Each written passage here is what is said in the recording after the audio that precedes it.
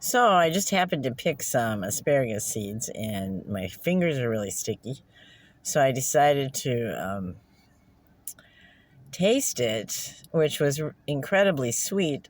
So then I decided to lick it all off my fingers, and then I thought I'd look up what you can do with asparagus seeds, and I found out they're toxic to humans.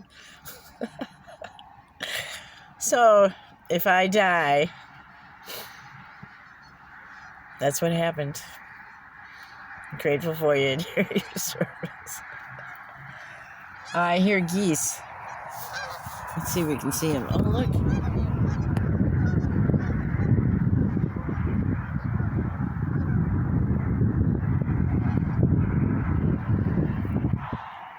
I don't know if I got them on there.